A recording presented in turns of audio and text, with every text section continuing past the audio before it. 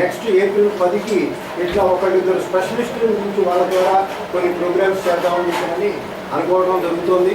కనుక మీ అందరి సహకారంతో కూడా ఇవన్నీ మౌత్ టు మౌత్ నోటి ద్వారా మనం క్యాంపెయిన్ కూడా చేసుకుని ఆ అవకాశాలను ఉపయోగించుకుంటూ ముందుకు పోతే మనకు వచ్చిన తర్వాత ఏ ప్రాబ్లం ఏం చేయడం వచ్చినట్టు కార్పొరేట్ హాస్పిటల్ పోవాల్సిందే, వైద్యం చేయించుకోవాల్సిందే.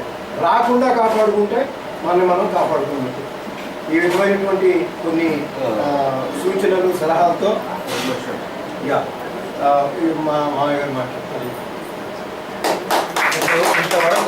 ఇంతవరకు ప్రివెంటివ్ ఆస్పెక్ట్ గురించి మాట్లాడడం జరిగింది. ఇప్పుడు క్యూరేటివ్ ఆస్పెక్ట్, ఎన్ని యాత్రలు తీసుకున్నా సంకటం వచ్చింది, సంకటంలో వెంకటరమణ కావాలి. వెంకటరమణ ఎవరో డాక్టర్.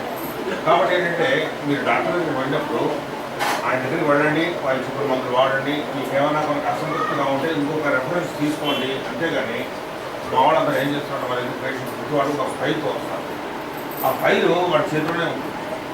ఇంట్లో ఆ ఫైలే చూసుకుంటాడు. పడుకున్నప్పుడు తలకి పెట్టుకుని ఫైల్ పడుకుంటాడు.